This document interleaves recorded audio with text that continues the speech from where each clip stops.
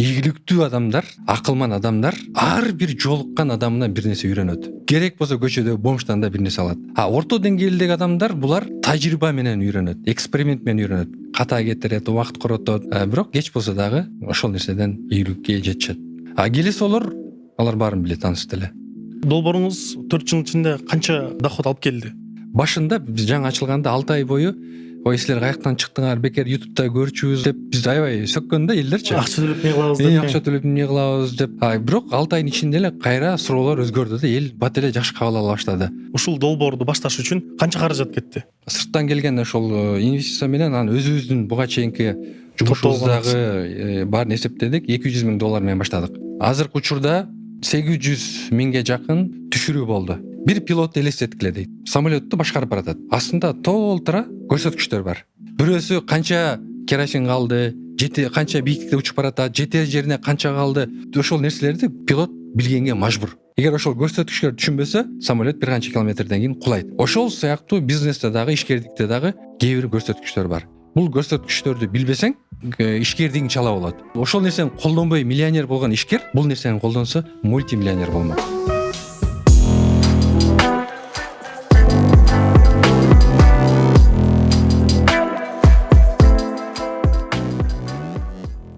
Бул Байкин кинолорун баарыбыз көрүп жүрөбүз. Ошо YouTube'дан Этномедиа деген YouTube баракчаны билесиңер. YouTube Этномедиа деген приложение билесиңер, ал жактан кинолорду, анан Этномедиа чыкпай калгандан кийин бир аз убакыттан кийин YouTube'га чыгат. Баарыңыз ошол жактан көрүп, бул мындай бесплатный кинотеатр болуп көнүп калган. Ошо бүгүн Этномедианын негиздөөчүсү, толтура эфири, кинолордун режиссеру, өздөгү деле неменин гана алектенген жоксуз, Сүйнөт Кейф айке бүгүн конокто кош келдиңиз. Рахмат. Сизди көргөнүмө мына аябай сыймыктанып турам. Анткени мен эскертип кетейин. Кечээ күнү мен, кстати, отуруп просмотр жазып чыккам. Мен YouTube деле жазгам да. Сүйнөт Кейфтин акыркы тасмаларын, тасма деп сериалдарын, бул Чочун кишини билесиздер. Чочун киши бул өтө дөңгөрөп хит болбоду. YouTube'да эле Чочун киши 11 миллион көрүү чогултуптур. 12 серия. Почти ар кайсы көрүү 1 миллиондон чогултур. Ооба, бул биздин эле каналдан, Ошо бир эле каналдан. Себеби бул кыргыз сериалдын өзүнүн да YouTube каналына чыккан, ошондо биздики баягы бөлүнүп калды. Анан Этномедиада дагы просмотрлар бар да. Ошондо мындай чачылып кетти да. Негизи ошон баары топтолгондо балким андан да көп болмок. Жок, ошо ал да бир факт. Бирок ошо бир эле YouTube каналдан 11 миллион көрүү, биздин калкыбыз 7 миллион болгондо бул аябай бийик көрсөткүч. Ошол эле учурда Этномедианын өзүнүн баракчасында 1 миллион катталуучу, анан жалпысынан 100 миллион көрүү бар экен. Ал жакта сериалдар, трейлерлер, ненин баары чыкпайт э. Бирок мага башка нерсе кызыктуу. Сизди көп интервьюларыңыз таппайт. Адам сиз ким экенин изилдеп көргүсү келсе дагы тилекке каршы маалымат да таппайт. Өзүңүз жөнүндө айтып кетсеңиз, мындай сизди тааныбаган адамдарга. Мен өзүм Жалал Абад облусунун Сызак районунда октябрда коем тамашалап, ошо октябрь айылынан болом. Ошол жакта төрөлүп өскөмүн. Макаренко деген мектебим бар, ошол жакта 7-класска чейин окуп, андан кийин ошол Жалал Абадтагы кыргыз-түрк балалар лицейине тапшырып, ошол жакта окудум. 11-класс ошол жакта бүтүрүп, анан Оштуда 1 жыл окуп, анан Германияга кеткенмин. Жаштыгым ошол жактан өттү десем болот. 10 жыл бою ошол Германияда окуп, жашап, иштеп, ошо 19 жашымда кеткем, кайра 29 жашымда кайрадан Бишкекке келип, ошондон бери азыр мына чыгармачылык чөйрөдө иштеп атам. Сиздин ошол эң биринчи кадамыңыз бул кинодон башталды да. Өзүңүз режиссер болуп саналасыз. Эң биринчи сиз кайсы кинодон баштадыңыз эле, эмне болуп баштадыңыз, ким болуп баштадыңыз? Мен негизи 2009-жылы Бишкекке келип, жардамалык роликтерди тартып баштаганмын. Сиз оператор белеңиз же? Жок, режиссер болуп баштаганмын. Анан көбүнчө музыкалык клиптер аябай мода болуп ошол убакта. Ошолорду тартып жүрдүм. Анан бир күнү ошол бир партиядан Ошто бир жергиликтүү кеңешке бир шайлоо болуп калды. Анан ошол жака бир эме тартып бергиле деп, кыска метраждуу бир фильм тартып бергиле деп заказ түшкөн. Анан мен эми кино тартып көргөн эмесин билбейм десем, эми тарта аласың, тартып эле жүрөсүңөр деп бизге ишенип тапшырышкан. Солган карек деген ошол мен эң биринчи 2011-жылы тарткан эң биринчи тасмам. Анан ошону тартып чыгардык. Элге жакшы өттү, аябай бир эле аялдар эмес, эркектер дагы аябай ыйлап, ошол башкы каарманды аябай жек көрүшүп ушунчалык бир мындайча айтканда элге жакшы өткөн, анан өзүм да кызыгып калдым. Демек кино жакшы нерсе окшойт го деп, анан ошентип анан кинолорду тартып баштадым. Ар жыл сайын бирден тасма тартып келатабыз. Акыркы жылдары гана бир аз токтотуп баштадым, бирок буга чейин аны жыл сайын бирден тасма тартканга аракет кылдык. Эмнеден киного келдиңиз? Бул башында максатыңыз кино эмес болчу экен? Жок, мен Германияда математика, физика бөлүмүндө окуучумун. Анан ошентип окуп жүрүп, бир күнү бир семинар болуп калды. Анан ошол уюштуруучулар келип, мен да уюштуруучулардын арасында болчумун. Камераны тартканга эч ким жок. Анан ушуну бир кармап берчи камераны деди. Анан мен билбейм энди, эч кандай камера менен эч кандай тиешем жок десем, эми могу басасың болду, кармап тур деди, кыймылдатпай. Анан ошентип рекордко басып карап, ошол бир семинарды бүтүрдүк. Кийин концерт боло баштады, ага да карматып коюшту. Анан эми монтажга өт дешти. Анан вот монтаж да билбейм. Анан ошентип монтаж кылып көрдүм, анимация жасап көрдүм, After Effects менен иштеп көрдүм. Анан карасам мага жагып баратат. Анан тигилер да мактап койду, ой, жакшы экен деп. Эми өзүм азыр аларды көрсөм күлкүм келет, мындай анчалык деле жакшы эмес болчу. Бирок мен ошого мындай бирөө аткарыш керек болчу ошол жумушту. Анан ошентип аткарып жүрүп, анан бир күнү келип айтып калышты, ай сен барып ушул жөнүндө окубайсыңбы деп. Мага да жакты өзүмө. Анан ошол 3-чү курста ошону токтоттум. Бөлүмдү алмаштырып, башка шаарга көчүп, медиа продакшн деп, медиа продукцион деп коет немисче. Ошол жакка факультетимди алмаштырып, кайрадан анан окуп баштадым. Ошентип медиа тармагына кирип калдым десем болот. Мындайча айтканда почти случайность болуп турду, окуустуктан эле келип эле. Капсыздан келип калдым. Мурун эч өзүм да ойлогон эмесмин. Үйдөгүлөр да таң калат, сен математика, физика окуйм, мугалим болом, анан тияк бияк деп жүрбөдүң беле, кандайча деп алар да түшүнгөн жок. Эми ушундай экен. Бул билимиңиз, математика, физика билимиңиз киного жардам береби? Киного өтө жардам берген жок, бирок кийинчерээк ишкердик өтүп баштаганда жардам берди десем болот. Бирок колдонулду. Ооба, азыркыга чейин колдоном. Эми өтө күчтүү математикмин деп ойлобойм, бирок бир нерсени эсеп кысап кылганда, мындайча айтканда, логикалык ой жүгүртүү боюнча көп эле жашоодо пайдасы тиет. Азыр просмотрлоруңуз өсүп кетти да, алар санаш керек да эми. Канча просмотр болду. Сиз клиптер тартып жүргөн дедизби? Эң популярный клип кайсы болду? Мындай тартканыңыздар. Ошол убакта Ильяс Абдыразаковдун бир мотоцикл айдап, анан артында фон алмашат. Мен көргөм да. Көрдүңөрбү? Ошол аябай популярдуу болгон. Ошол убакта 2010-9 жылдары жада калса кран деле жок болчу. Коптер деген нерсе, дрон деген нерсе такыр жок болчу. Анан ошондо кран алып келдирип, кранды колдонуп биринчилерден болуп. Анан баары эле камера, видео камераны тартышчу. Анан биз ошол фотоаппаратты алып келип, анан ошого окшогон спецэффекттерди колдонуп, мындайча айтканда, ошол убакта бир өзгөчө болгонго аракет кылдык. Анан Ильястын ошол эмеси аябай элге жакшы өткөн. Ошол болуш керек, ошол убактарда популярдуу болгон. Мен кызыктуу окуя бар ушул Ильяс Байкенин ыры менен. Бул ырды мен кичинекесинде, кичинекей болчумун. Көрүп туруп, постоянно турачымын да ошону мен мындай болгум келет деп туруп, аябай прям көз ирмемге түшкөн нерсени айтып койдуңуз да. Кийинчерээк Султан Садыралиевдин Кыргыз бийи деген, илгери баягы кыргыз бийлери бир убакта мода боло баштады, 2015-жылдары. 2014 тарттык, бүт Кыргызстанды айланып, ошо Кыргызстанды ошондо айланган биринчи жолу бүт жети областты көрүп келгем. Азыркы убакка чейин ошо Кыргызстанда тартылган эң кымбат клип болсо керек деп ойлойм. Ошол кезде дронду да биринчилерден болуп колдонгонбуз. Ага чейин дээрлик жок десе болчу. Деги эле ушул продакшн, кино чөйрөсү өнүктүргөндө, өнүгүп башталгандардын эң башынан бери сиз келип аткан экенсиз да, ошол өнүккөнүн көрүп, байкап. Эми ошондой десек деле болот, аракет кылам. Мен өзү жаңы технологияларга көп кызыгам. Ошон үчүн дайыма изилдеп, ошол нерсе бар болсо Кыргызстанга алып келип, ошол нерсени колдонгонго аракет кылып келатабыз буга чейин. Клиптерди тартып, кантип ушундай атактуу ырчылар менен, жылдыздар менен клип тартып баштадыңыз? Кантип эми бул дароо эле болуп кетпейт сен эртеси күнү эле тартып баштап эле жылдыздар менен тартып баштабайсың да клипти? Кандай болду? Жок, эми ал мындай да, эгер сен жакшы бир-эки долбоор жасай турган болсоң, артынан эле келишет, иштешели деп. Ошентип эле эми бизде Кыргызстанда шоу чөйрөсү кичинекей эле да. Баары бири-бирин тааныйт. Ошентип эле иштеп келдик. Ал жактан өтө чоң деле маселе катары көргөн жокмун. Акыркы убактарда гана токтоттук. Болбосо бир 2009-дан баштап бир 2017-18 жылга чейин ошол шоу чөйрөсүндө активдүү иштедик десек болот. Жалпысынан санап көрдүңүз беле канча клип тарттыңыз? Жалпысынан 50ге жакын музыкалык клип тартканмын. Жардамалык роликтер 400дөн ашык. 400дөн ашык. 400дөн ашык жардамалык ролик тарттык.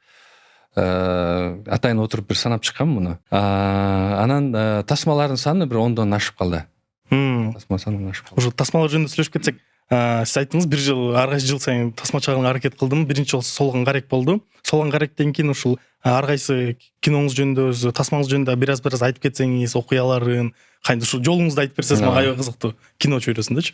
Ошол Солгон каректен кийин ошол Жамал Сейдахматов менен биринчи жолу иштешкем. Эми ал киши деген билесиңер да, кандай легендар киши болчу.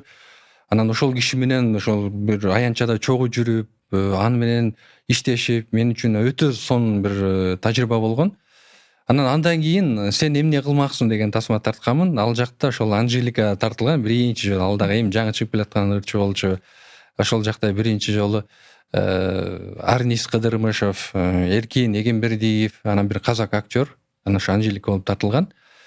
Эң биринчи тасмам толук метражды ошол болчу.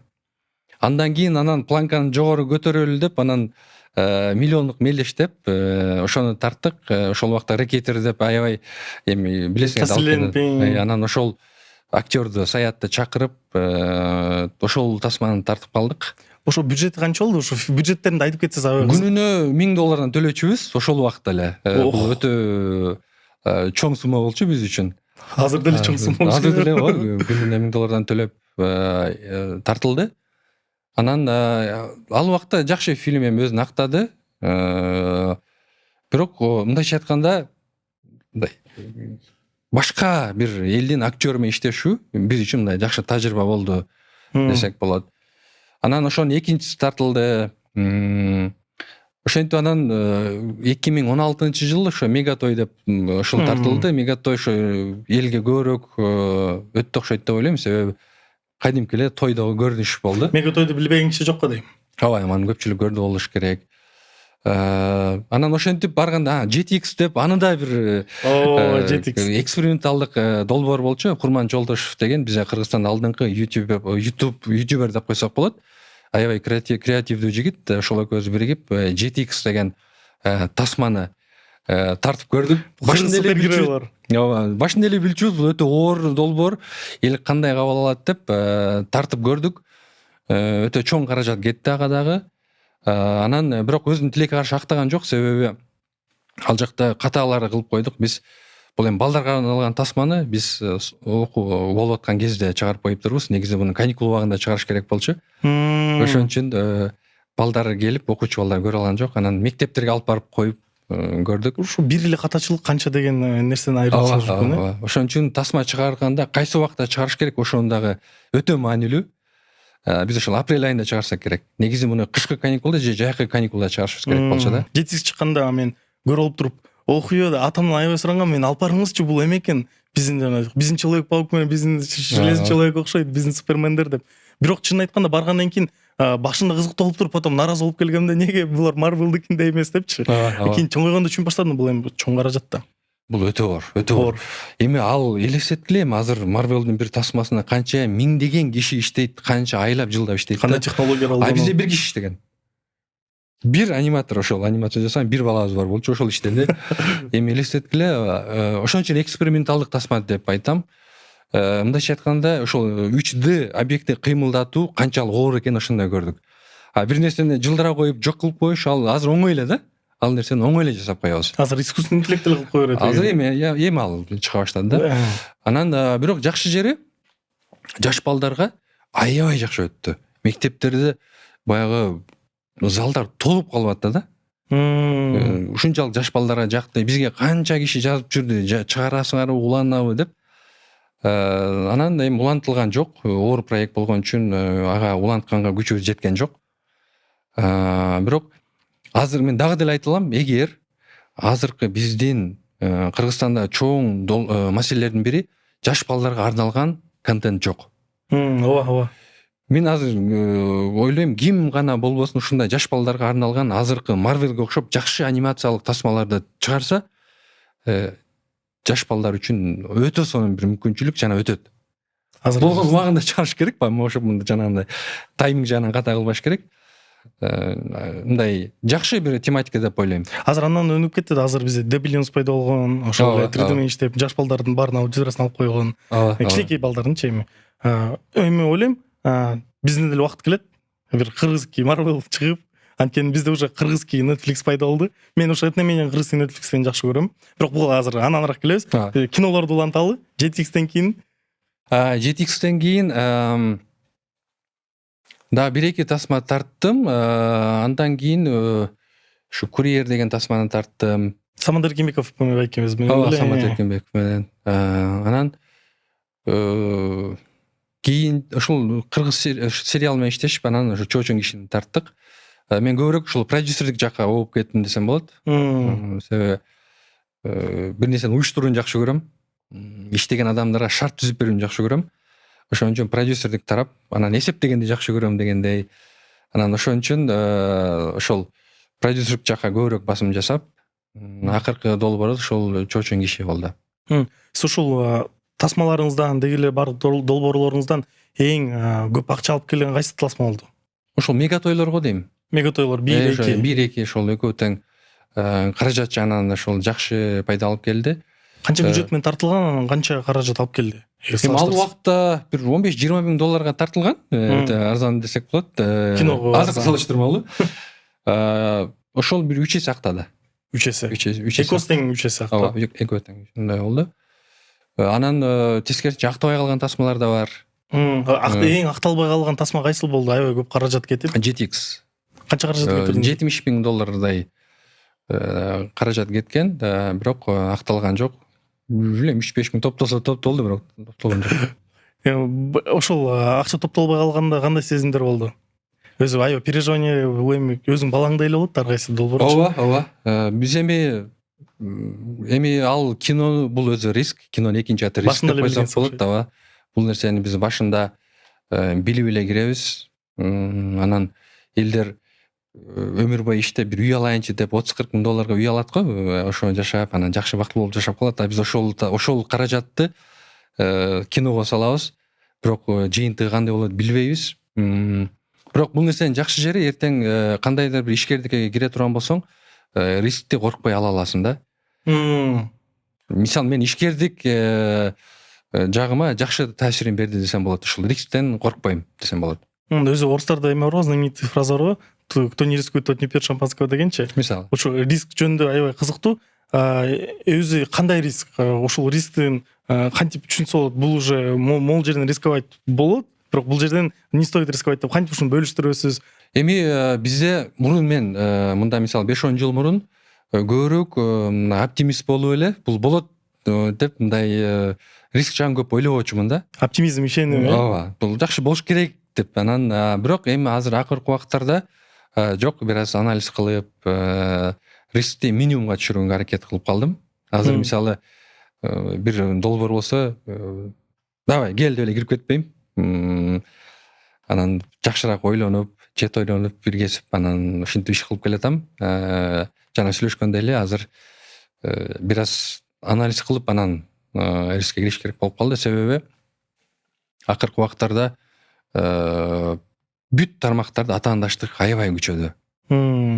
Атаандаштык өтө күчөп, анан ошого бир эмне кыла турган болсоң дагы бир аз ойлонуп, тияк биягын карап, андан кийин жумуш жасаш керек болуп калды. Эгер муну ишкердик айландыра турган болсоң, ал жакта бир эле убакыт эмес, каражат жагынан да күйөсүн. Ошон үчүн мурункудай дароо баардык жана риск менен кирбейм. Бир аз эсептеп, рискти минимумга түшүрөм. Андан кийин киришем. Мен кызыктыруу бар, ушул чоочун киши сиздин баардык тасмаларыңыздан бул эң прибыльный, анан эң көп көрүү болуп тургандай сезилип атабы? Жок, бул чоочун киши бул коммерциялык долбоор эмес. Бул мамлекеттик долбоор. Мамлекет ошол тендер уюштурат кыргыз сериал тарабынан. Ошол жактан ким туура келсе, кимдин шарттары туура келсе, ошого берилет, ошол утат, анан тартылат. Бул мындайча айтканда коммерциялык долбоор эмес. Муну баягы жана өзүмдүн башка тасмаларга салыштырып айткан туура эмес болуп калат. Эмне үчүн бул долбоорго катыштыңыз? Кандай максатыңыз менен? Чоочун кишинин сиздин жашооңузда кандай ролду ойнойт? Чоочун кишини бул чыгарманы мен мурун окуган эмес болчумун.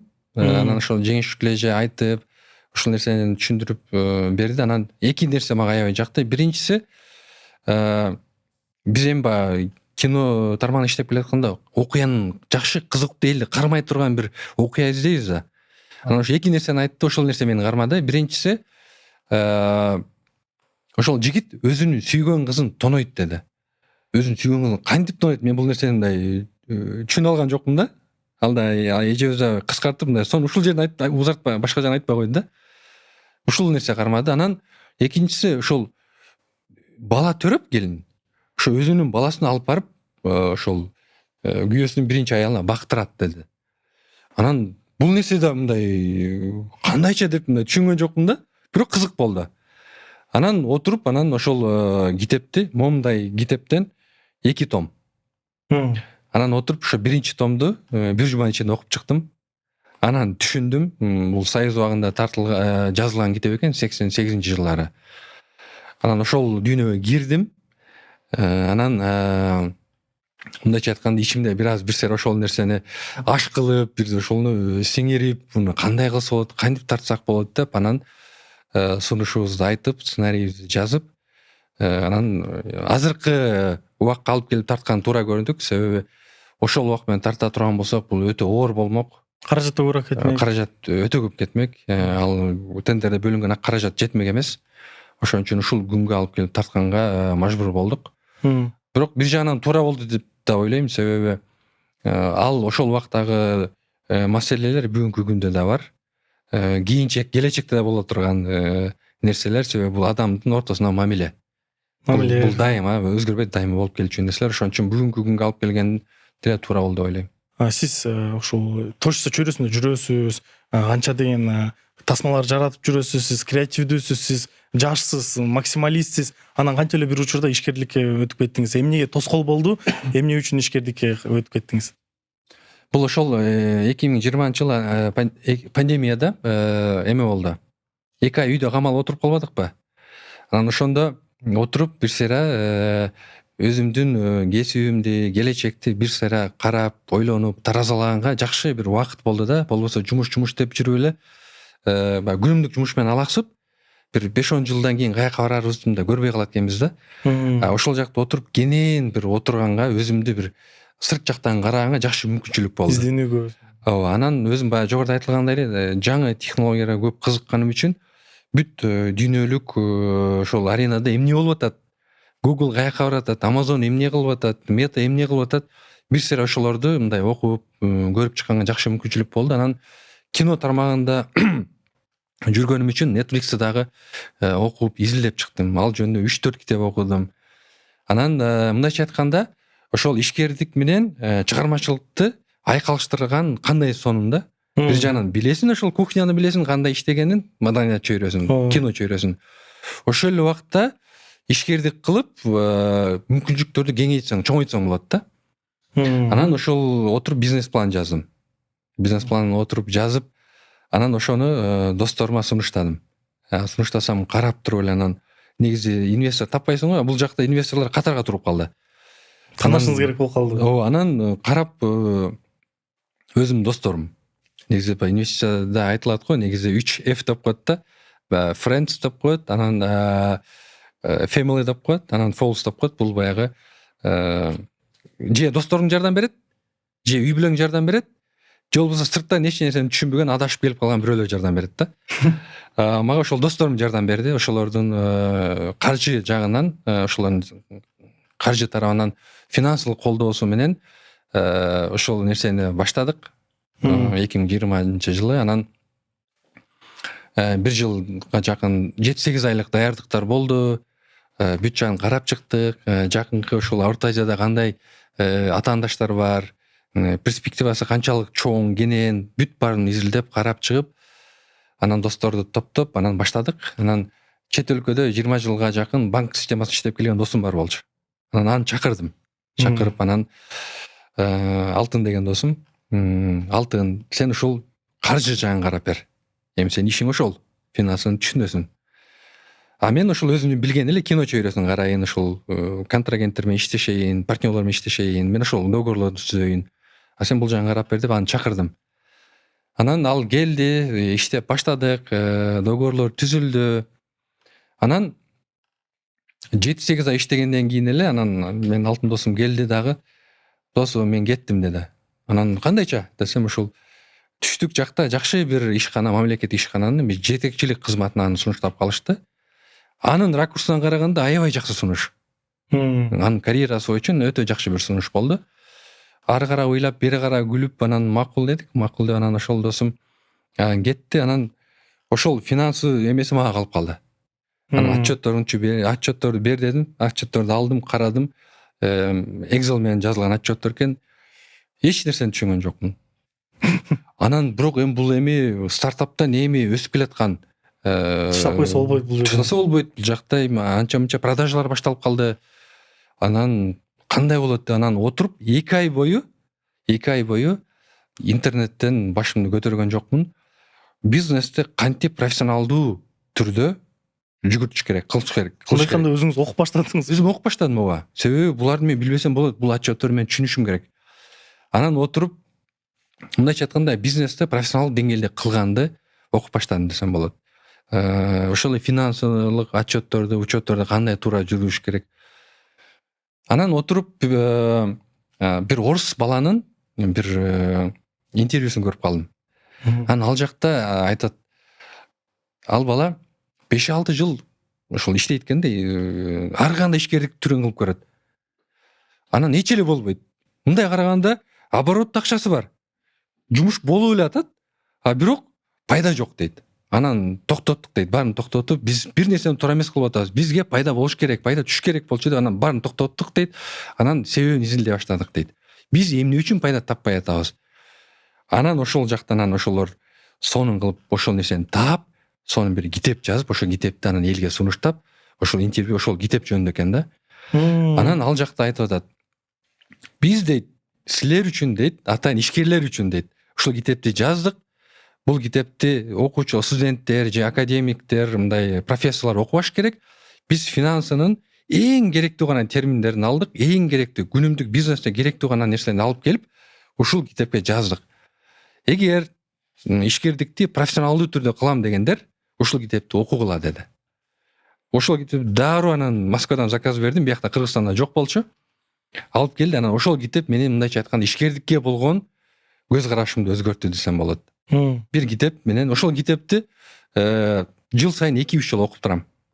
Анан баардык ишкерлерге ошол китепти сунуштап атам. Бул кадимкидей справочник сыяктуу турбайбы? Ошондой десек да болот. Айтып кетсеңиз көрөрмандарыбызга. Бул мындай да, биринчи ошол мага жаккан жери бир абзац бар да. Самолетко окшоштурган да. Бир пилот элестеткиле дейт. Самолетту башкарып баратат. Астында толтура көрсөткүчтөр бар. Самолеттун панели бар эмес, панель управлениясы бар. Ошол жакта бүт бардык көрсөткүчтөр бар дейт. Бирөөсү канча керосин калды, канча бийиктикте учуп баратат, жетер жерине канча калды. Бүт ошол нерселерди пилот билгенге мажбур. Эгер ошол көрсөткүчтөр түшүнбөсө, самолет бир канча километрден кийин кулайт. Ошол сыяктуу бизнесте дагы, ишкердикте дагы кээ бир көрсөткүчтөр бар. Бул көрсөткүчтөрдү билбесең, сен ишкердигиң чала болот. Ошон үчүн сен бул нерсени билишиң керек. Биз сага ошол көрсөткүчтөрдү үйрөтөбүз деди да. Анан мындайча айтканда рекламасы ушунчалык күчтүү болду.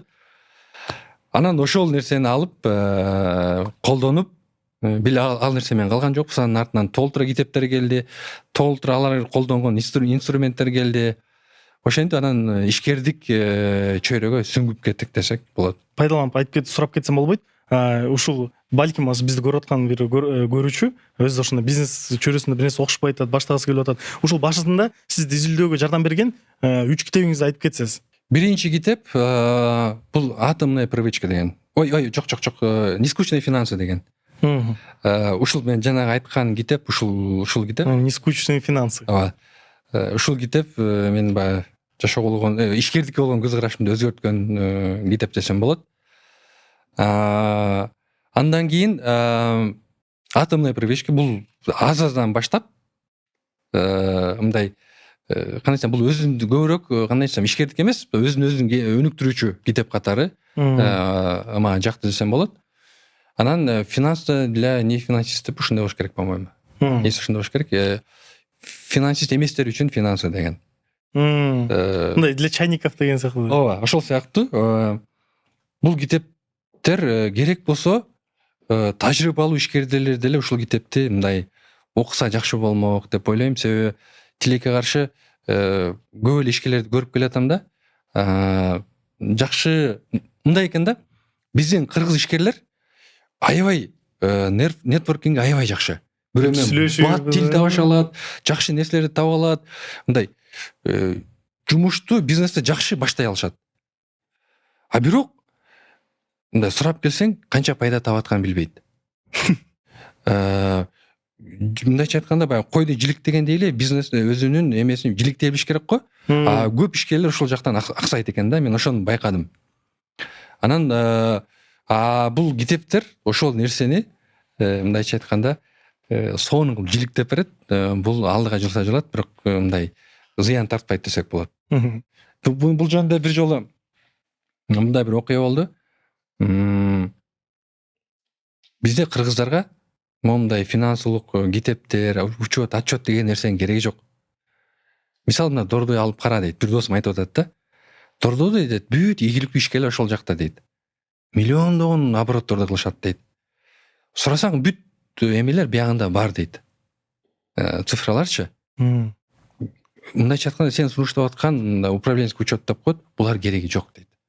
Анан мен айттым, эгер ошол ишкер баардык нерсени булжаганда сактаган ишкер эми Кудай сактасын бир жаман иш болуп кетсе, ушул баардык маалымат ошо менен кетеби? Кетет. Жанындагы партнерына же үй бүлөсүнө ошол маалыматтын жарым эле калышы мүмкүн да. Ошон үчүн баардык нерсени азыркы заманбап инструменттер менен колдонуш керек. Ошол нерсени колдонбой миллионер болгон ишкер бул нерсени колдонсо мультимиллионер болмок. Мындан дагы иши жогоруламак. Ошон үчүн ошогон азыркы заманбап инструменттерди колдонуш керек деген ойдомун. Көп сөздөр бар го. Чыгармачылык такыр акча тапканга жардам бербейт. Чыгармачылык бул акчага аз нерсе. Чыгармачылыктан акча таба албайсың. Бизде өзү ошо стереотиптер көп го. Жаш бала деле мен чоңойгондо кино тартам же актер болом же ырчы болом десе баардык ата энеси не дейт? Кой күлкүн келтирбе. Сен үй бүлөң бага албайсың дейт. Бирок сиздин жашооңузда ушул айтып бераткан окуяңыз бул кадимкидей ушул көрсөткүч да. Чыгармачылыктан акча тапса болот. Кантип ойлойсуз? Чыгармачылык кандай чыгармачылыктан акча тапса болот? Жакшы суроо. Бул азыр бизде креативдүү индустриялардын бир ассоциациясы ачылды да. Мамлекет дагы урматтуу президентибиздин жарлыгы менен атайын ошондой парк дагы түзүлдү да. Парк индустрия. Анан бул өтө жакшы көрсөткүч. Бул дүйнөдө эң алдыңкылардан болуп ушундай парк ачылып атат. Бул деген креативдүү адамдар, чыгармачыл адамдар өзүнүн чыгармачылыгы менен профессионалдык деңгээлде ишкерлик кылса болот. Чыгармачыл адамдар креативдүү элден башкача ой жүгүртө алат. Жасаган жардамалык роликтерде башкача болот. Мындай жөнөкөй көрүнүш эмес, башка ракурстан карай алышат. Ошол жака бир аз гана ошол математиканы, логиканы, бир аз эсеп кысапты кошуп кое турган болсо, ошол чыгармачыл адамдардан дагы жакшы ийгиликтүү ишкерлер чыгышы мүмкүн. Анан мен өзүм да бул эмени эсеп кысапка жакшы көргөнүм үчүн балким ошондой жардамы тийди. Мисалы бир кандайдыр бир жардамалык ролик тарта турган болсок дагы ошол чыгармачылыгыбызды колдонсок болот. Командабызга ошентип үйрөтөбүз, дайыма келгиле бир башкача нерсе жасайлычы деп. Албетте биринчи ачылганда да ошондой болгон. Бул онлайн кинотеатр болбойбу, бул каяктан келди деп мындай ишенбөөчүлүк болгон. Ошол маркетплейстерге окшогон эме ишенбеген. Анан бул кайра эле жабылат го деп ошондой айткандар болгон. Жок, тескерисинче жыл сайын 2 эсе чоңоюп атат. Жыл сайын. Ошондой рост болот го, 2 эселеп. Ооба, жыл сайын 2 эсе рост болуп атат. Куда түшкөндөр көп келгиле бизге кошулууга сатып алабыз деген. Бирок жок, биз азырынча максатыбызга жете элекпиз. Дагы кыла турган жумуштар көп. Сиз айткандай эле коңшу Казакстанда да, Өзбекстанда дагы ийгиликтүү келаткан платформалар жок эсе. Көбүнчө орустардыкы иштеп атат. Кинопоиск ошол эле. Ооба. Ошон үчүн биздин кыла турган жумушубуз али алдыда деп ойлойм. Так, эми бул жерден сандар сүйлөшүп кетпесек болбойт. Аябай кызыктуу. Башында ушул долбоорду башташ үчүн канча каражат кетти? Долбоорду биз ошол сырттан келген ошол инвестиция менен анан өзүбүздүн буга чейинки жумушубуздагы баарын эсептедик, $200,000 менен баштадык. $200,000 башында стартапка Башында стартапка. Анан азыркы учурда мисалы 800,000ге жакын түшүрүү болду. Ошо Android'тен жана iOS'тон, App Store менен Android'тен маркет Google Play'ден App Store'дон жалпысынан 800,000ге жакын киши түшүрүп азыр көрүп атат. Подписка сатып алгандарбы же жөн эле көчүргөндөрбү? Бул көчүргөндөр. 130 өлкөдөн кыргыздар көрүп атат. 130 өлкөдөн 4000 шаардан көрүп атат. 4000 шаардан. Ушулардын ар бирин өзүм изилдеп карап турам. Мага өзүмө да кызык. Бул деген ошол жактан эле билсек болот да. Демек кыргыздар дүйнөдө канча өлкөдө бар дегенде, мен эсебим боюнча 160дан ашыгыраак өлкөдө кыргыздар бар. Анан шаарларды өзүнчө аналитика жүргүзөбүз. Мисалы эң көп Бишкек, андан кийин Москва, анан Ош, анан Санкт-Петербург, анан ушинтип Америка келет, Чикаго ошол эле. Эң кызыктуусу ошол Москва Оштон да алдыда турат. Ооба. Көп кызыктуу көрсөткүчтөр. Ушул $200,000 стартапка ошол башында кошкондо, андан дагы акча коштуңуздар да. Андан дагы канча акча коштуңуз, же кошкон жоксузбу? Жок, андан кийин биз бир жолу AP фонд бар, ошол фондко катышып, ошол жактан негизи ал жакка биз каражат үчүн эмес, ошол жактан билим алуу үчүн катыштык. Тажрыйба, себеби алар профессионалдык деңгээлде ошол стартаптарды колдоордон мурун алар окутат, 2 ай окутат. Мага ошол билим маанилүү болду, ошон үчүн ал жакта окудук. Ошол жактан $50,000 кошумча инвестиция утуп алдык. Андан кийин кошумча каражат кошулган жок, калган ошол өзү менен өзү иштеп келатат азыркыча. Мындай айтканда 250,000 ушул долбоорго кетирилди. Дальше кошулган жок, өзүнө өзү эптеп кетти. Ооба. Бул аябай сонун көрсөткүч. Мага кызыктуу. Элдерге да кызыктуу болуш керек. Ушул этномедианын, долбоордун акча кантип табылат деген көбүнчө адам түшүнбөгөн адамдар бар да. Ошол адамдарга аябай кызыктуу болуш керек. Этномедианы кантип акча тапса болот? Ал элдер көргөндөн кандай пайда аласыздар? Ушунча акча кетирипсиздер, мунун баарын актайбы деп. Эми биз башында ошол партнерлорго да айтканбыз. Бул эми стартап билесиңер, ар бир башталган стартап 1 жылдан кийин 90% жабылат. Анан жакынкы 5 жылда ошол калган 10%-ын дагы 90% жабылат. Мындайча айтканда, өтө аз гана стартап мындай жашап кете алат да. Эми биз азыр уже 4 жыл болуп калды. Азыр мындайча айтканда, ошол жашап кеткенге шансыбыз бар буюрса, стартаптан ошол бизнеске өттүк десек болот.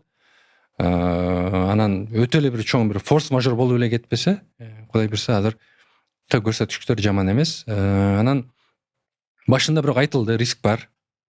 1-2 жыл айын жабылышыбыз деле мүмкүн болчу деп. Эмне үчүн? Ушул жана жогорку статистика. Бул эми статистика оңой эмес. Анан бул жак кандай болот? Кадимкидей эле онлайн кинотеатр, офлайн кинотеатрга окшоп эле иштейт, тасмалар сатылат. Бизде азыр 135 сомдон 175 сомдон сатылат. Арендага берилет дейинчи, Ошону 2 күн ичинде же 1 жыл ичинде көрсө болот, баасына жараша. Ошол түшкөн каражат анан ошол налогдон сырткары ошол кинонун ээси менен бөлүшүлөт. Бул авторлор үчүн дагы кошумча каражат булагы десек болот. Ошон үчүн азыр авторлор менен дагы баары менен тыгыз жакшы иштешебиз. Себеби бизде бүт барды ачык көрүнүп турат. Биз онлайн болгон үчүн бүт нерсе мындайча айтканда көрүнүп турат да, мындай эч нерсени жашырбайсың. Ошон үчүн азыр биздин ошол партнерлор менен, авторлор менен мындайча айтканда мамилебиз аябай жакшы. Долбооруңуз 4 жыл ичинде канча доход алып келди? Доходко биз мына эми чыктык. Эми чыктыңыз? Акыркы жылы же 2023 жылдан баштап эми чыга баштадык. Эми албетте азырынча кичинекей эле, көп деле мындай чоң доход эмес, бирок негизгиси ошо плюс менен жаптык. Анан эми 2024-те эми жыл бүткөндө карайбыз, бирок ошол прибыль менен жабабыз деген үмүт бар. Жапканда жазып коюңуз, комментарийге закреплённый кылып коебуз, мынча тапты. Макул сөз. Элдерге кызыктуу болуш үчүн. Ушул актер башка режиссерлор менен, башка кино тарткан студиялар менен кызматташуу өтө оор нерсе. Мен көп нерсени угуп калгам. Режиссерлор эң эгосу чоң адамдар деп. Алар менен келишим түзүүчө сүйлөшүү өтө оор деп. Анан мен эскерте кетсем, Кыргызстанда болбогон баардыгы эмне кино болбосун, баардыгы менен сиздер кызматташасыздар. Кантип? 2015-16 жылдары ал убакта этномедиа жок болчу. Пираттар жаңы чыккан кинолорду базарларда диск менен сатчу. Анан биз ошону барып алып, ошол фин полиция менен чогуу барып базарларды кыдырып, ошолорду алып, тапшырып, алар менен урушуп, согушуп ушинтип эле жүрчүбүз. Анан YouTube мындайча айтканда ылдамдыгы тездеп, YouTube көбүрөөк көрүлө баштады. Анан дисктер токтоп, элдер пираттар YouTubeга чыгара баштады тасмаларды. Анан мен киночуларды 2 жолу чогулттум. 2015-2016. Чогулуп келгиле, ушул кинолорубуз башка ар кандай сайттарда жүрөт, баарын бир жерге топтойлу. Десем баары эле макул деген, бирок эмнегедир ошондой аягы келбей койду да. Чечим чыкпай койду. Анан ошентип күтүп ортодон бир ушундай канал ачалы деп атканбыз да. Анан эч ким аракет кылбай койду. Анан акыркысында анан айттым, жок, мен муну өзүм эле кылат окшойм деп, анан атайын барып осу ачып этномедиа деп 2017-жылы казактар менен чогуу, эми мындайча айтканда ошол каналды ошол казактар башкарып турчу, бирок бул жактан биз иштетчүбүз. Анан 2017-жылы анан кино каналды ачтык. Анан баардык тасмаларды авторлор менен айтып, мына келгиле, бул жактан монетизациясы болот, ошол жактан силерге бөлүшөбүз деп, анан ошентип биринчи YouTube менен иштеп баштаганбыз. Анан тасмалар, жакшы тасмалар, жакшы каражат алып келип атты ошол убакта. YouTube'дан монетизация. Кызыктуу, бир фильмден канча түшчү монетизациядан? Приблизительно карасак. Ошол убакта бир жок деген бир $500 $3000 чейин авторлор алышчу. Бул эми пираттар урдагандан көрө хотя бы какой-то болбосо ошентип жайылып кетип атпайбы. Анан биз ошентип YouTube'ду контролдодук, Одноклассникти контролдодук. Одноклассник, анан баары менен расмий түрдө иштеше баштадык. Анан биз ошол YouTube'га жибергенде дароо эле өчүрүп, тазалап, мындайча айтканда бир жерге кинолор топтоло баштады. Анан телеканалдар менен иштеше баштадык. Телеканалдарга айттык, эми мына буга чейин коюп келатасыздар, эми мындан кийин ушул уруксат алып коюңуздар деп, анан телеканалдар менен сүйлөшүп, аны дагы бир немеге алып келдик да. Мисалы азыр телеканалдарда тартипке алып келдик. Телеканалдарда азыр кинолор, кыргызча кинолор коюлбайт, коюлса дагы уруксат менен гана коюлат. Ошону телеканалдарда туура түшүндү, министрлик да колдоду, Кыргыз патент колдоду. Ошентип бүт баарын расмий түрдө кыла баштадык, ошол келишимдин негизинде. Ошентип мындайча айтканда кинолор баары бир жерге топтолуп калды. Баары ошол этномедиа менен иштешип, телеканалдарда иштешип, ошентип расмий түрдө сатып алып, биз ошол түшкөн доходду авторлор менен бөлүшүп, мындайча айтканда бир база топтолуп калды десек болот. Анан 2020-жылы ошол жана жогоруда айтпадымбы? YouTube эмне үчүн мен YouTube'да кала берген жокмун, себеби мен YouTube азыркы күнгө чейин ишенбейм да. Бул башка бирөөнүн платформасы. Бир күн болбосо бир күн жабылып калышы мүмкүн да. Заблокировать эте салышы мүмкүн, ошол эле Россияда болот. 2015-жылы биздин Медиастардын өзүнүн жакшы YouTube каналы бар болчу. Ал убакта монетизация жок болчу, биз жөн эле площадка катары колдончубуз да. Бир күн эртең менен турсам эле жабылып калыптыр. Бан. Ал убакта бир Россияда бир теракт болгон. Ошондон улам ошо YouTube аркылуу бир эме жарыя болгонбу, бир нерсе болгонбу, СНГда көптөгөн YouTube каналдар жаап салган. Белгисиз эмне үчүн? Жөн эле. Анан ошондо мен мага бир удар болгондо, жок, демек ушинтип эле бир күн жабылып калат турбайбы YouTube канал деп, анан өзүңдүн платформаң болуш керек экен деген ошондо мага идея келген. Анан кинолор ошентип келатты, кийин монетизация токтоп калбатты. Анан ошол баягы 2020-жылы көптөн бери ойлонуп жүргөн кыялымды ошентип платформа ачып ишке ашырдым десем болот.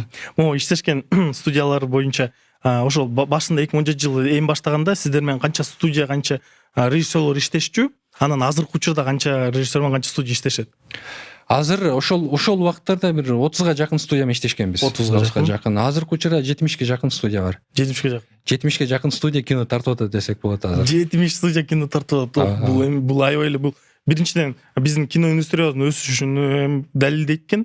Канча ошондой 2 эсе өсүптүр. Көбөйүптүр адамдар. Демек, кино аркылуу адамдар ишенип баштады, акча тапса болот экенин, туура жолдорун таба баштады. ооба, каражат тапкандар да бар, тилек ашы таппай калгандар да бар. Бирок эми чыгармачыл адамдар күйөт, азыркы мода сөз менен айтканда до конца деп баягы тартып келатышат. Азыр ушул 70ке жакын студия менен иштешебиз. Сиздин командаңызда ушул этномедианы ушу долбоорду жүргүзгөн, YouTube баракчаны деле ушул өзүнчө приложениени жүргүзгөн канча адам иштейт колуңузда? Жакын командабыз бар, 10га жакын команда иштейт. 10 жакын киши. Ооба. Бүт бардыгы ошол чыгармачылыкта түшүнгөн, ишкердикте түшүнгөн жакшы командабыз бар. Ошо авторлор менен туура тил табышып, иш кылып, жакшы иштеп аракет кылып атабыз. Жана эми кошумчалай кетейин, жана Казакстанда ушундай платформанын ачыла албай аткан себеби, Кстати, мен да ушу суроо берүүгө унутуп калыптым. Неге Казакстанда, Өзбекстанда биздикиндей көрсөткүчкө жетип алган жок? ушундан улам деп ойлойм. Ал жакта ушул студиялар баары бир жерге мындай бириге албай атат да. Эго. Баардыгын билбейм. Мындай баары бир платформа менен иштеше албай, баары эми ал жакта YouTube иштеген үчүн мен YouTube'дан эле коем деп ушинтип эле бир жакшы эме чогула албай атышат. Өзбекстанды изилдеп көрдүк. Өзбекстанда азырынча бизге караганда бир аз артыраак. Ошол мамлекет кино тармагын бүт колуна алып койгон, анан технологиялардан бир аз алысыраак. Аларды такыр только государство эле тартат да көбүнчө кинолорду. Эми азыр ошол жака этномедианы эме ачтык десек болот. Жаңы компания ачылды. Кудай буйрса, ошо күздөн баштап ошо Өзбекстанда ишкерди жүргүзө баштайбыз. Айтымбек Өзбекстанда да ишкерди баштайт. Кудай буйрса. Ушул пландар боюнча да кайсы мамлекеттерде ачылайын деп атасыз? Кайсы рыноктар сизге конкурентоспособна, ошол жактан көзүңүз жетет? Биз ал жакта барып туруп ийгиликке жетебиз деген. Эми мен негизи кыялымда Азиянын Netflix'i деп өтө чоң коюп алгам, бирок эми жок дегенде түрк тилдүү Netflix деп атам. Эми жок дегендечи. Бул Өзбекстан, Казакстан бул жакынкы эле пландар. Болбосо бизде ошол эле Түркменистан бар, Тажикстан бар, Иранга кече жакында чакырышты келгиле иштейле деп. Бирок эми билбейм Иранда канчалык көрөт, бирок ал жакта да 2-3 чоң платформа бар экен. Ошолор менен иштешкиле деп Иран элчилиги мындайча айтканда жол ачып берип атат. Анан Азербайжан бар, Түркия бар. Негизи рынок өтө эле чоң. Мүмкүнчүлүктөр да көп. Мүмкүнчүлүктөр да чоң. Анан биздин өзгөчөлүгүбүз, биз ошол платформаны өзүбүз жасап чыктык. Мисалы биз биринчиси биз Лондондон сатып алганбыз, Англиядан, бирок кийинчерээк өзүбүз ошону кайра жасап чыктык.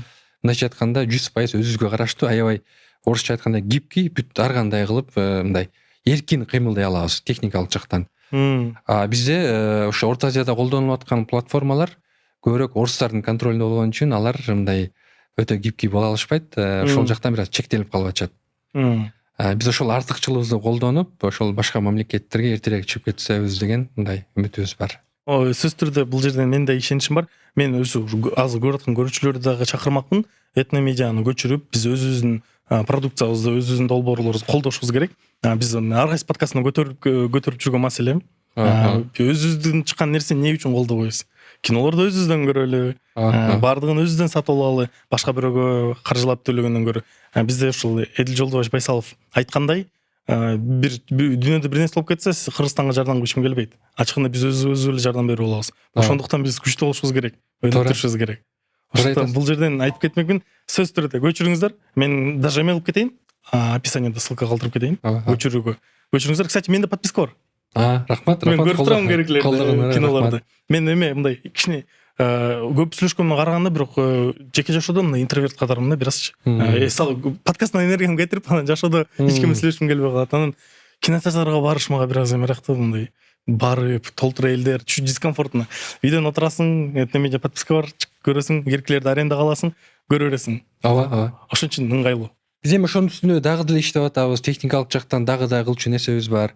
Бизде кээде баягы кээ бир көрүүчүлөр салыштырып калат, ой, Netflix мындай экен, Иви мындай экен, Кинопоиск мындай экен депчи. Анан эми алар ушул деңгээлге канча жылдан 15 жылга жетишти. Биз мына эми 3 жыл болуп атат мындай активдүү иштеп баштаганыбызга. Ошон үчүн алдыда акырындап ушул техникалык жактан дагы анча-мынча кемчиликтерди мындай жойгонго аракет кылып атабыз. Кыла турчу жумуш аябай көп. Кээде баягы Мбанкта бир ката болгондо аябай негатив көп болуп кетет. Арды аябай жакшы түшүнөм. Бул нерсе мындай башка жакта интернет үзүлүп калса деле ошонун кесепети бизге тиет, аны көрүүчүлөр түшүнбөйт, вай силер ушундайсыңар деп. Ошон үчүн бул нерселерди кылуу мындай өтө татаал, оор. Бирок ошого карабастан колубуздан келген аракетти жасап атабыз. Сизге ийгилик каалайм. Мен дагы бир темам бар. Сиздин жакынкы арада байкап калгам. Ошо этномедиа эмеңизге, баракчаңызга эме чыккан, сындап чыккан. Демек, ал жакта кино дагы эмес.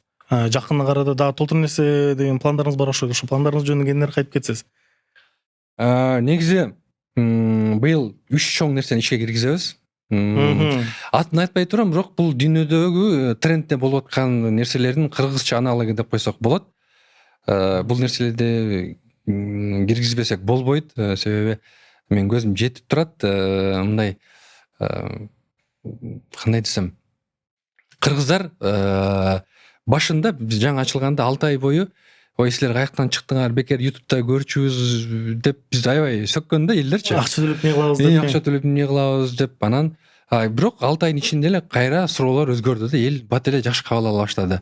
Бирөөнүн эмгегин, авторлордун эмгегин сыйлап, макул болуп төлөйлү, кантип төлөйлү, эми төлөө жолдорун жеңилдеткиле, түшүндүрүп бергиле деп суроолор 6 айдын ичинде эле өзгөрүлдү да.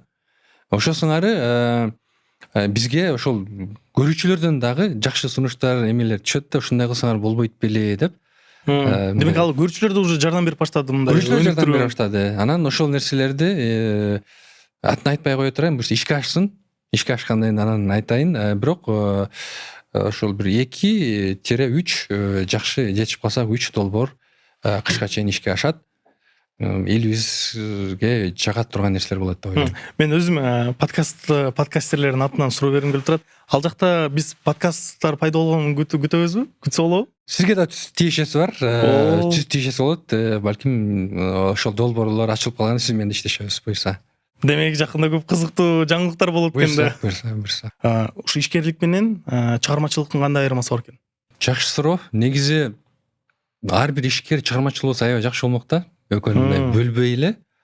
Же болбосо чыгармачыл адамдарда бир аз эсеп кысап болсо, андан да жакшы болмок. Мындайча айтканда экөөнү такыр экиге бөлүп карабаш керек да. Ошон үчүн менин жеке оюмда ооба экөө бир аз балким айырмасы бар, бирок колдон келсе экөөнү чогуу ала кетиш керек. Азыркы дүйнөдө, азыркы учурда, глобалдуу дүйнөдө ар бир ишкер креативдүү болуш керек. Бул креатив, бул чыгармачылык деген сөз. Талап болуп калды да азыркы заманда. Албетте. Бирок андай болсо дагы ушул креативдүү ишкерлердин кейстери аз. Эмне үчүн аз? Эмне үчүн бири-бири менен түп келишпей жатат ушул чыгармачылык менен ишкерлик? Себеби ишкер бир нерсени түз мындай атка окшоп алдын гана карайт деп ойлойм да. Мындай жанында эмне болуп атат, башка жактан карап көрсөм болобу деп мындай башка немелерди көп эске албаса керек деп ойлойм да. Ошол жыйынтыгында мен ушуну алам, ушуну сатам, канча пайда табам. Бирок мисалы азыр бизге көрсөтпөдү. Мисалы азыркы дүйнөлүк чоң корпорациялар мисалы азыр алдыңкы 10 компания ала турган болсо, көпчүлүгү жаңы технологиялар. Бул креативдүү адамдар. Андыктан ар бир ишкер азыркы учурда кандай гана чөйрөдө болбосун, сөзсүз чыгармачылык менен ойлонуш керек. Эсеп кысапты ансыз деле билишет. Бирок бир аз элден башкача рекламасы болобу, сатуусу болобу, ошол эле жумушчулар менен болгон мамилеси болобу, бир аз чыгармачылык кошуп койсо эле ал ишкер сөзсүз ийгиликтүү болот деп ойлойм. Өзү барбы ушул чыгармачылык менен жашаган адамдар башкача жашайт да. Алар күндө ушул чыгармачылык менен жашайт, ошо менен күйөт. Ишкерликтерин жашоосу бир башкача көрүнөт. Эми бул чекеден көз караш да. Сиздин эки жашоо менен жашап көрдүңүз да, мындай айткандачы. Ошо эки жашоонун кайсысынысы көбүрөөк жактан, кандай айырмачылыктар бар экен? Мага чын айтсам ишкердик азыр мага көбүрөөк жагып атат. Себеби сен ишкердик тарапта ийгиликтүү боло турган болсоң, чыгармачылыгыңда ошого жараша өсөт. Себеби мүмкүнчүлүктөрүң кеңейет. Эптеп интип тартпай, тескерисинче кенен жакшы тарта аласың да. Чыгармачыл адамдар ошондон көп аксашат, каржы тарабы мындай аз болгондуктан каалаган нерсени чагылдыра алышпайт. Эмес жетпейт, каражат жетпейт, өзүнүн идеясын реализовать эткенге. Сонун идеясы болсо деле ошол нерсени мисалы чектегенге мажбур болот. Мисалы түштө бир түшүндө мисалы Европада, Парижде бир нерсени түш көрүп атат да, ошол нерсени фильмде көрсөтүш керек да. Каражат болбогончо эмне кылат? Кой эми үйдө эле айылда отуруп түш көрүп коеюнчу деп ошол түштү биякта эле тартып коет да. Ошон үчүн мындайча айтканда канчалык деңгээлде мындай каражат жагынан чексиз болсоң, чыгармачылыгың дагы ошончолук деңгээлде бийик болот. Ошон үчүн мен азыр мүмкүн болушунча эмнеге продюсердикке көп басым жасап атам, себеби өзүм болбосом деле өзүмдүн шакирттериме, досторума айлана чөйрөмө жакшы шарт түзүп берейин, жакшы чыгармачылыктарын жогорулатсын деп азыр ушул жакта көбүрөөк аракет кылып атам. Мага кызыктуу ушул мен сөзсүз түрдө ишеничим бар, сиз наверное этномедиа менен ушул фильмдерден тышкарыда бир долбоорлор жүргүзөт болушуңуз керек ишкерлик менен алектенип. Барбы ушул? Эми жана учун чыгарып айттым го, толтура. Мисалы ишкердик кылам деген адам мисалы Европага, Америкага барбаш керек. Тескерисинче өнүгүп келаткан же өнүгө элек өлкөлөрдө толтура мүмкүнчүлүктөр бар. Мен кээде түшүнбөйм да, ушул тияка барып иштешим керек деп. Эмнеге бул жакта иштеш керек? Бир аз гана могу эмени иштете турган болсок, ушунчалык көп мындай мүмкүнчүлүктөр бар да. Мен бир досум бар, ошо менен сүйлөшүп отуруп, ага мен айтып атпаймынбы? Кыргызстанга эле келе бербейсиңби деп. Эми көп жыл ошол Европада жашады, андан кийин Америкага кетип калды да. Анан эмнеге барам дейт Кыргызстанга дейт. Эмнеге келбейсиң? Эми көбүрөөк иштесең болот, бул жакта мүмкүнчүлүктөр көп десем, мага кереги жок дейт. Анан кандай десем, мен дейтин өзүм $5000 эме алам дейт, айлык алам. Аялым 5000 алат, 10.000 менен мындай ошол жакта орточо жашоонду жашап келатабыз. Мага дейт, мен дейт ошо силерге окшоп амбициям чоң эмес дейт. Мага тынч жашоо керек дейт. Мен аны кылам, муну кыйратышым керек. Мен ушундай болом, тигиндей болом, мен таракта калышым керек деп. Мен андай нерсе мага керек эмес дейт. Ошол көчөдө отуруп жашыл жанар деле артымдан сигнал берген мындай психопат айдоочулар мен уккум келбейт дейт. Эми Кыргызстандын кемчиликтерин айтты да. Мага дейт, тынч үй бүлөм менен 2-3 гана бир досторум менен тынч жашоодо жашагым келет. Ошон үчүн мага бизнестин кереги жок. Мен ошол өзүмдүн айлыкка деле ыраазымын.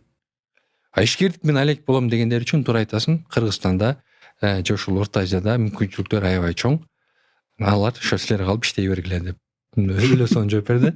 Бул мени тастыктады, мен оюмду дагы бир жолу. Чындыгында эле Кыргызстанда өтө чоң мүмкүнчүлүктөр бар. Кээ биркилер айтып калат, рынок кичине деп, кичине, бирок эгер ушул кичине рынокто деле жакшы нерсени кыла турган болсоң, бир адамга жетип ашып деле кетет. Кичине болуу менен бош да көбүнчө нишалар. Мындай айтам, бирок ал жака көп адамдар жетише элек. Көбүнчө нишалар башка чет мамлекеттегилер орун алат. Неге алар алыш керек? Өзүбүз жасайлы, наоборот башкаларга экспорт кылалы. Ошон үчүн ишкерлерибиз көбүрөөк чет өлкөгө чыгышса, мүмкүнчүлүктөрү барлар чыгып, карап, изилдеп, ошол жаңы нерсени ойлоп табыштын кереги жок. Ошол жакта болуп аткан нерсени Кыргызстанга алып келип, ошонун копиясын жасаса деле өтө чоң ийгиликке жетишет деп ойлойм. Эгер мындай кыйналгысы келбесе. Ооба. Сиз ошо мүмкүнчүлүк жөнүндө айтып кеттиңиз. Сиз ошол өзүңүздү окуяңызды айтып кеткенде эле өзүңүз Германияда окуп келгенсиз. Демек, тажрыйбада о билимиңизди жогору жакшы жактан алып келдиңиз. Бизде өзү ушундай стереотип бар го. Кыргызстанда болгон билимиң жарабайт эч жака, сен чет мамлекеттен окуп келсең гана бир ийгиликке жетесиң деп. Кантип эле сиз ушул чет мамлекетте окуп келгениңиз ошо ийгиликтин канча пайызын жаратты? Же бул мынчалык эле маанилүү эмеспи? Кыргызстанда окуп деле ушундай ийгиликке жете алабы? Кыргызстанда окубай туруп деле жакшы ийгиликке жеткендер бар. Мисалы мектепти бүтүп эле, университетте окубай туруп деле эми ийгиликтин түрү бар да. Кайсы мисалы ошол ишкердик тараптан ийгиликтүү ишкерлерибиз бар. Мисалыча мындай сөзсүз Европада окуп келип, анан бул жакта ийгиликке жетем дегенден алысмын. Болгону ал жака барып, эгер бир Европа эмес, ошол эле Японияга болушу мүмкүн, Азия, мындай өнүккөн Азия өлкөлөрүнө барса деле, ал жактагы дүйнө таанымың чоңойот дейинчи. Дүйнө таанымың чоңойот, ошол жактагы башкалар 100 жылдан бери кылып келаткан нерсени алып келип бул жакта мындай кылса болот деген ой гана келиши мүмкүн да. Башкача көз караштар, жаңы идея. Окусаң деле, мектепти бүтүп барсаң деле ошол жактан барып, ошол идеяны алып келип бул жака кыла турган болсоң, ийгиликке жетиши мүмкүн. Мисалы ошол баягы мурун бирдикти барып көчөдө эжелер салып берчү го магазиндерде комоктурду. Азыр эч ким андай салбайт. Терминалдарды коюп коюшту. Элдин баары ошо менен иштеп калды. Мындай өтө көп, өтө жөнөкөй, бирок өтө сонун оригиналдуу нерселер ишкерлерди күтүп турат. Андыктан ар бир ишкер мүмкүн болушунча мындай чет өлкөгө чыгып 1-2 жыл жашап келсе, Кыргызстан батыраак өнүкмөк да. Аны тамашалап атабыз баягы көлдө бизде эми көлдө баягы жайында туристтер көп барат го.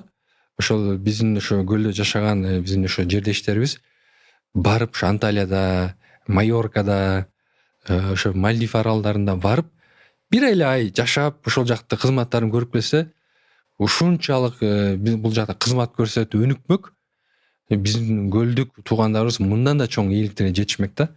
Эми жөнөкөй эле мисал да. Баягы чыгыш керек Кыргызстанда мындай неме кылып отуруп бербестен. Ошон үчүн көбүнчө өлкөлөрдө эмелер бар да, жана программалар бар го. Жумушчуларын бир нече убакыттан башка жөнүп турат. Башка жакта иштетип көргүзүп келет, айланып алып келет. Көбүнчө адамдар ойлойт да, бул эс алуу үчүн деп, эс алуу үчүн эмес да. Кыргыздар жайылтып, ал жакта көргөндөн кийин келип туруп, кадимкидей көз караштарын башкача болуп баштайт. Ачыгын айтканда биздин Кыргызстанда ошол бардык эле ошол нерседен башталат да. Керек болсо биз деле подкастыбызды деле канча подкасттардан, дүйнө жүзүндө подкасттар көрүп, аларды эзилдеп анан келип, чет мамлекетке деле бир 2 күн чыгып келсең деле ал жакта мындай башкача дем топтоп келесиң го. Ооба.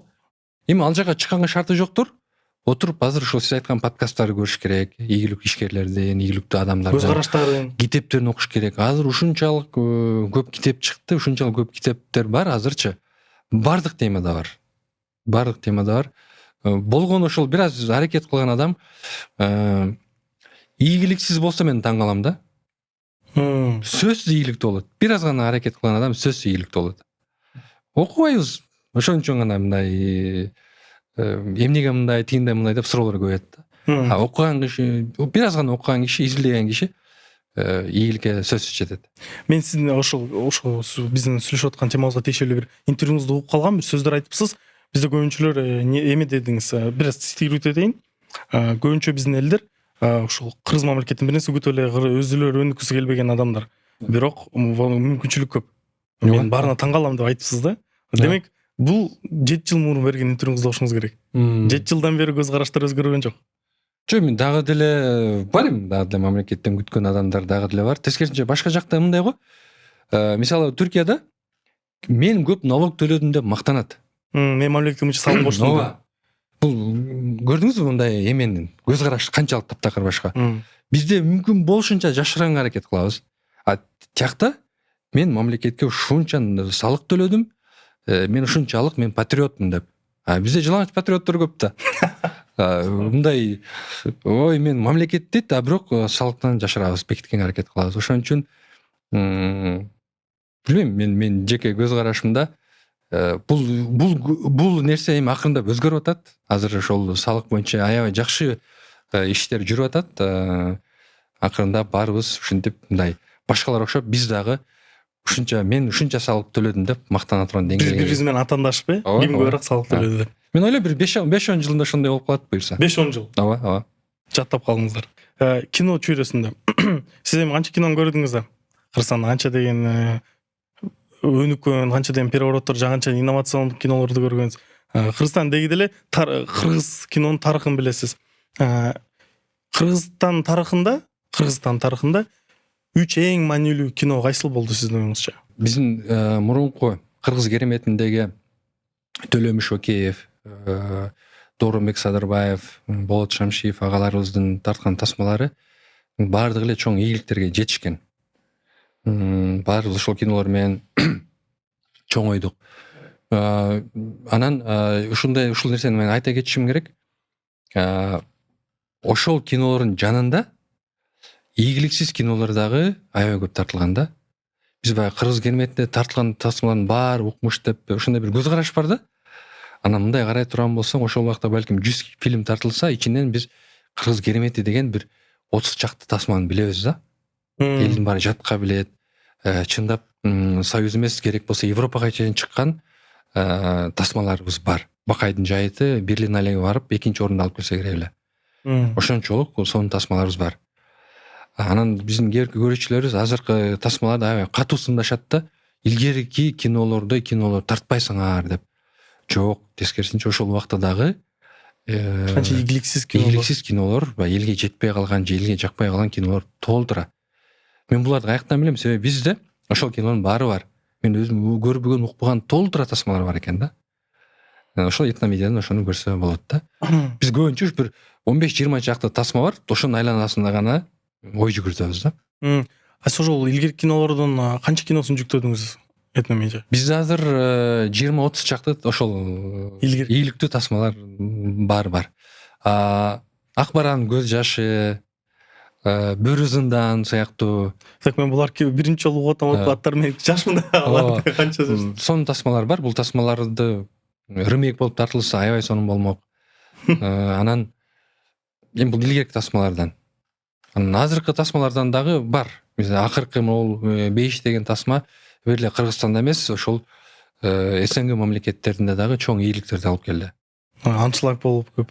Бул эң акыркы жылдары тартылган эң ийгиликтүү тасмалардын бири Бейиш десем болот.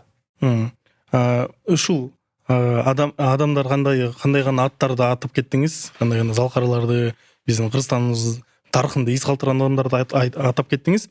Анан сиз Instagram баракчаңызды эле караса канча адам менен сүрөтүңүз бар. Сиз ушундай бир традицияңыз бар экен. Түшүп кеткен ар кайсы адамдар менен. Анан ушул толтур адам менен тааныш болгону дагы канча ийгиликтүү адамдар менен тааныш болуп, канча көз караштары менен тааныш болуп, ошолордун мындай эгер анализдеп карасам, кайсыл көз караштар окшош, жашоого. Допустим, ошол акчага, ошол эле ийгиликке кандай көз карашта, ушул амбициялар кандай, ушундай бир окшош нерселерди байкадыңыз беле ушул адамдардан? Эмне үчүн бул адамдар ийгиликтүү, анан Кыргызстанда ушунчалык белгилүү атактуу болуп калды? Эми албетте бирөөнүн атынан сүйлөш өтө кыйын. Аларга эмне жагат, эмне жакпайт, эмне себептен алар ийгиликтүү деп эми ар кимдин ар кандай критерийлери, аргументтери болушу мүмкүн. Бирок мен жеке оюмда Кыргызстанда аты чыккан кайсы гана чөйрөдө болбосун, адамдардын баарын карай турган болсоң, бул секрет деле эмес, мындай. Бул талыкпаган эмгек да. Азыркы чоң ырчылардан болобу, актерлордон болобу, ишкерлерден болобу, мен 2009-2010 жылдарды байкап көрсөм, мындай ушинтип эле жөнөкөй эле жүргөн адамдар да. Бирок азыр бүткүл кыргыз элине таанымал ийгиликтүү адамдар. Бирок ошолордун мындай карап байкап көрсөм, баардыгы жарым жолду таштап койгон эмес да. Сиз канча адамдын ушу жолунда көрдүңүз да, канча жылдыздарды өзүңүз да ачтыңыз. Чогуу эле келдик да, чогуу эле өсүп келатабыз, чогуу эле иштеп келатабыз, бүт баардыгын. Мисалы көп ошо саясаттан деле тааныйм, ушу маданият чөйрөсүндөн, ишкерлик чөйрөсүндөн бүт жактан эле чогуу эле келатабыз. Мындай таптакыр алыстап кеткендер да болгон.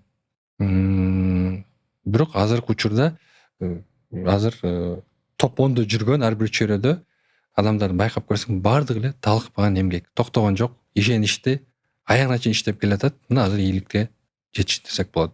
Мен оюмча, билбейм, баягы адам изилденип, окуп, көрүп, үйрөнө турган болсо, ийгилик сөзсүз жетишет. Мисалы, мындай бир сөз бар го.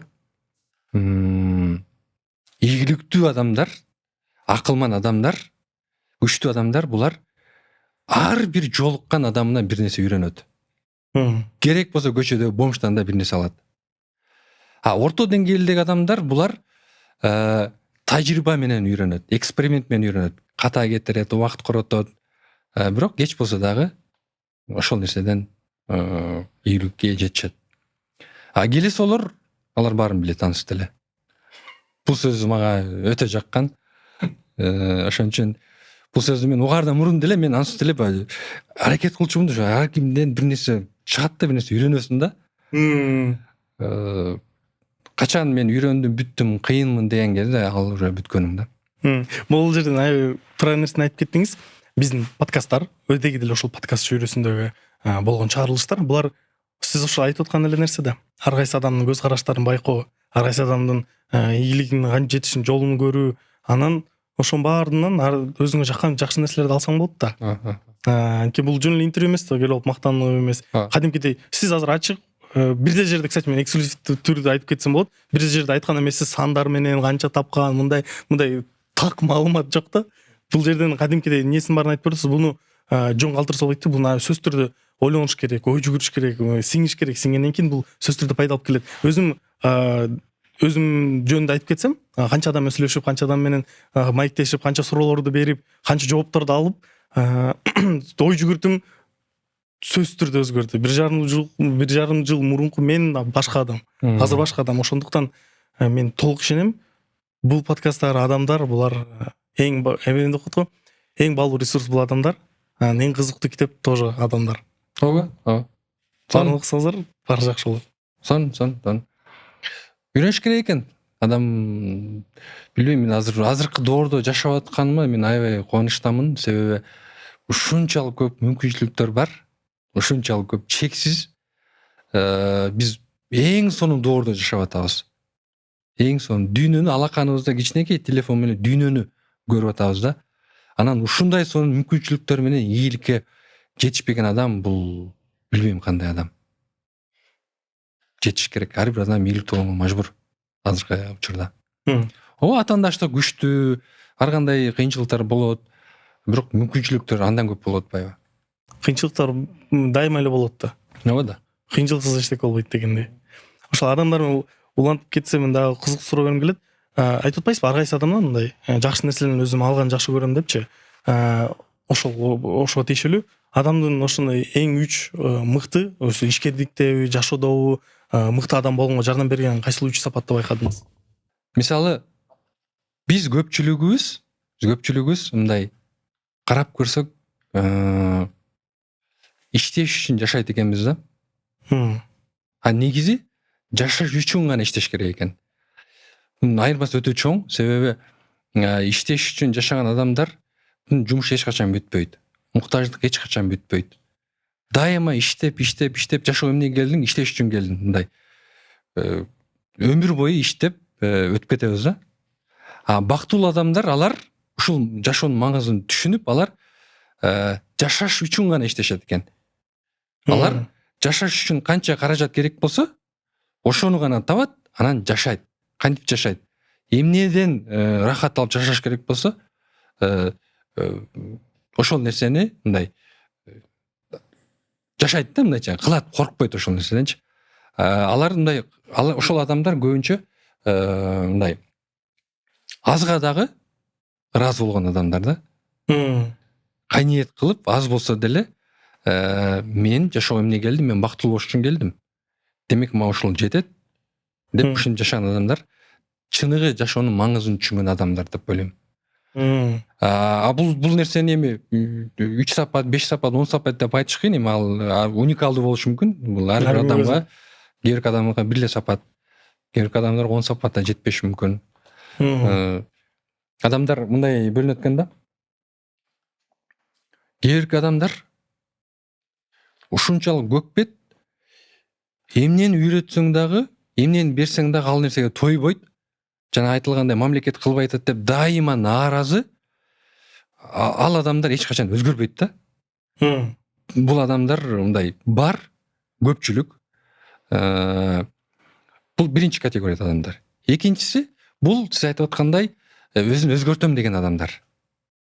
Булар изденет, окуйт, саякатка чыгат, аны көрөт, муну көрөт, салыштырат, эң жакшы нерсени алат. Булар өзгөргөнгө аракет кылышат. Бул адамдар иштешсе болот. Үчүнчү категориядагы адамдар, булар азга кайниет кылып жашагандар. Колунда балким 30-40 миң сомдук айлык алат. Бирок карасаң, ошол миллионерге караганда бактылуу. Жана сиз досуңуз айтып кеткендей, Америкада жашайт. Кандай бул эми мындай болуш өтө оор, бирок ушундай адамдар да бар. Азга кайниет кылат, сабыр кылат, үй бүлөсү менен бактылуу, мындай эсеп кысапты да туура жүргүзөт. Ошол аз нерсесин да жеткирип бактылуу жашап атат. Билбейм, мындай болуш өтө оор, бирок ушундай адамдар да бар экен. Сиз өзүңүздү бактылуумун деп эсептейсизби? Мен бактылуу болууга аракет кылам, ооба. Жок дегенде, жашаш үчүн гана иштеш керек экенин түшүндүм. Качан түшүндүңүз? Кеч түшүндүңүзбү же эрте түшүндүңүз? Бир аз кеч түшүндүм. бир аз кеч түшүндүм, дагы деле окуп атам. Мен көп суроо сурайм да өзүм, мен негизи эмне үчүн жашап атам? Мындай карап көрсөң адам тойбойт да. Адам дайыма иштеп тапкан сайын дагы ушунча болсо экен деп айланаңда көрөсүң да. Эч качан тойбойт. Анан ошону көрүп турган ойлоносуң, ай бул туурабы, туура эмеспи? Муну баягы Маргулан Сейсенбаевди ошондо мен көп угам да. Ал коюп берди. Эгер миллиардер адамдарга канча акча керек? Миллионерлерге канча адам керек? Канча каражат керек жашаш үчүн, бактылуу болуп жашаш үчүн? Жөнөкөй адамдарга канча каражат керек? Айлык канча болсо бактылуу болуп жашайт. Сонун кылып мындай бир эсеп кысабы менен коюп берди да. Муну YouTube'да бар, карап көрсө болот. Мисалы мен жана кеч түшүндүм деп атпаймынбы мындай. Бирок жок дегенде ушул нерсени мындай туура кабыл алдым. Мен өмүр бою иштебешим керек.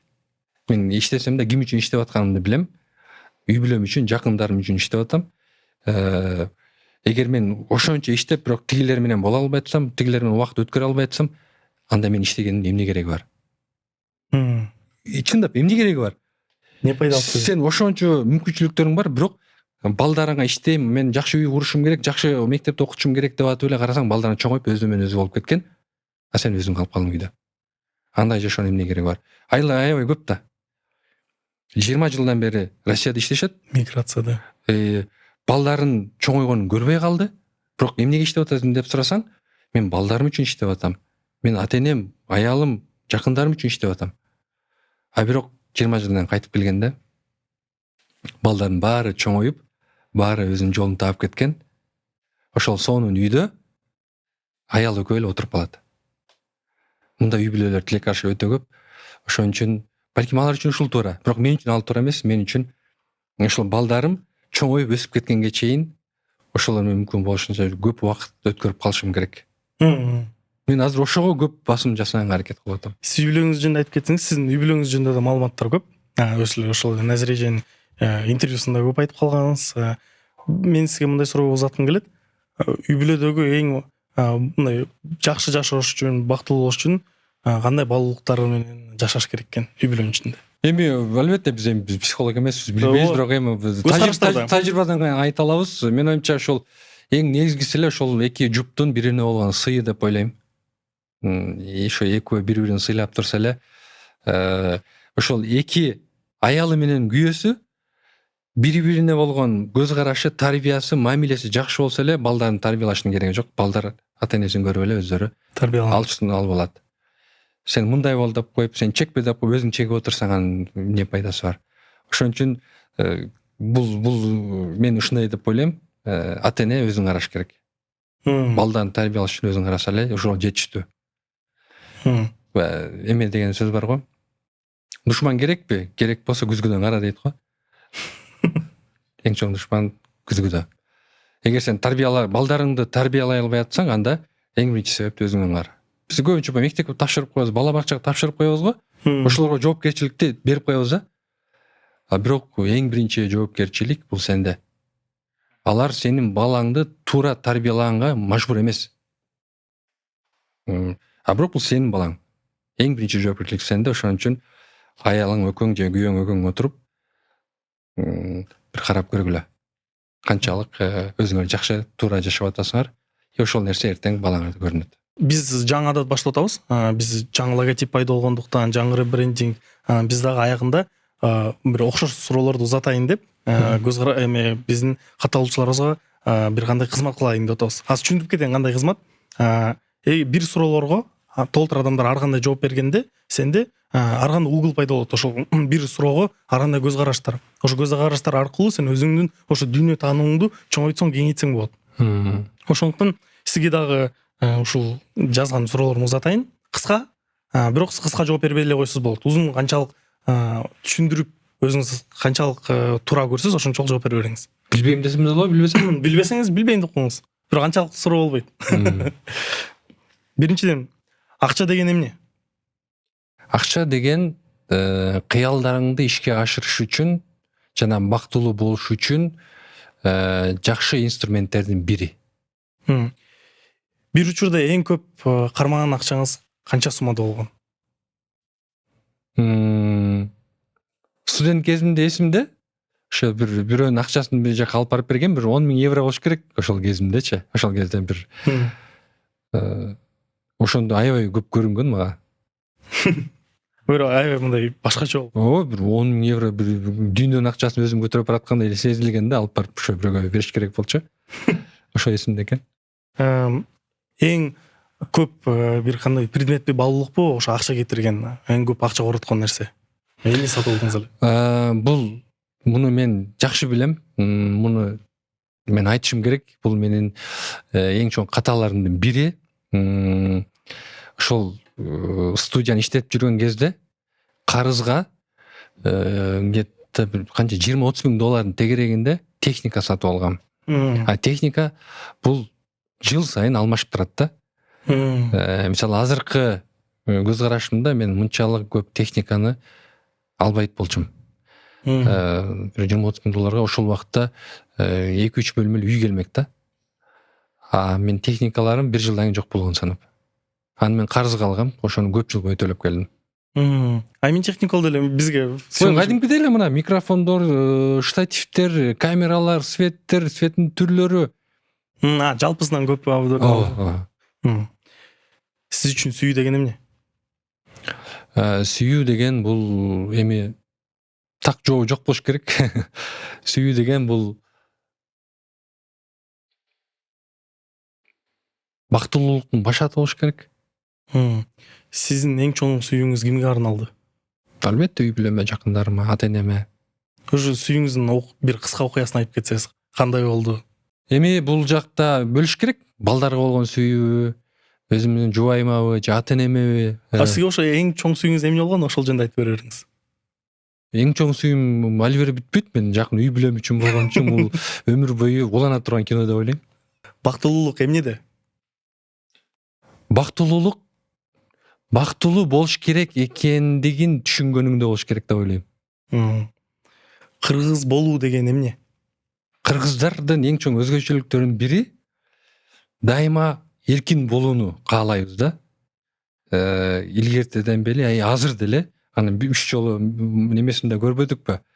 Эмне деп коет? Далилинде көрдүк го. Дайыма эркиндикке умтулган элбиз. Эркиндик бул жашоодогу эң чоң бир кандай десем, өзгөчөлүктөрдүн бири. Андыктан кыргыз болуу бул эркин болуу деп ойлойм.